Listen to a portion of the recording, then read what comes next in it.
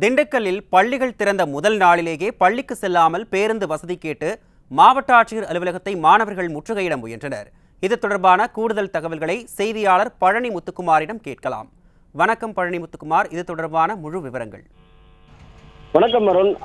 அதாவது கோடை விடுமுறை முடிவடைந்து தற்போது பள்ளிகள் இன்று திறந்த முதல் நாளிலேயே மீனாட்சி நாயக்கம்பட்டியைச் சேர்ந்த 50க்கும் மேற்பட்ட பள்ளி மாணவ மாணவியர் மாவட்ட ஆட்சியர் அலுவலகத்தை முற்றுகையிட்டு தங்களது பகுதிகளுக்கு பேருந்து வேண்டும் என கேட்டு போராட்டத்தில் ஈடுபட முயன்றனர். அப்படி போராட்டத்தில் ஈடுபட முயன்ற பள்ளி மாணவ மாணவியரை போலீசார் தடுத்து நிறுத்தியதால் பரபரப்பு ஏற்பட்டது.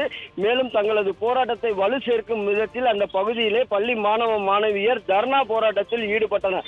அப்பொழுது அவ்வழியே செல்லக்கூடிய மாவட்ட ஆட்சியர் பள்ளி மாணவ மாணவியர் போராட்டத்தில் ஈடுபட்டிருக்கிற விஷயம் தெரிந்தும் கண்கூடாக பார்த்த நிலையில் அவர்களிடம் இறங்கி என்ன ஏது என்று எந்த விதமான ஒரு அடுத்த கட்ட நடவடிக்கைக்கு செல்வதற்கான முறைகளை கூட கேட்டு அறியாத மாவட்ட ஆட்சியர் அங்கிருந்து ஒரு அலட்சிய போக்கிலே செல்லக்கூடிய காட்சியை நாம் பார்க்க முடிகிறது. மேலும் அந்த பகுதியானது திண்டுக்கல் நகர் பகுதியில் இருக்கக்கூடிய அரசு பள்ளிக்கு செல்லக்கூடிய 50க்கும் மேற்பட்ட பள்ளி மாணவ மாணவியர் அதை எம்எம் கல்லூரி வழியாக மேற்கு மீனாட்சி நாயக்கம்பட்டிக்கு செல்லக்கூடியவர்கள் ரயில் தண்டவாளத்தை கடந்து செல்லக்கூடிய ஒரு அவல நிலையானதும் நீடித்து வருகிறது. தொடர்ந்து 3 ஆண்டுகளாக திமுக ஆட்சி பொறுப்பேற்றதில் இருந்தே இந்த பள்ளி மாணவ மாணவிகள் கடந்த ஆண்டும் போராட்டத்தில் ஈடுபட்ட நிலையில் இந்த ஆண்டாவது பள்ளி துவக்கத்திலேயே பேருந்து வந்துவிடாதா என்ற ஒரு எண்ணத்தில் இந்த போராட்டத்தில் இறங்கி இருக்கிறார்கள். தற்போது வரை அவர்களது போராட்டம் நீடித்து வரும் நிலையில் இந்த அரசு மேல் நடவடிக்கைக்கோ இல்ல மற்ற அவர்களுக்கு பேருந்து வசதி ஏற்படுத்தி தருவதற்கோ இது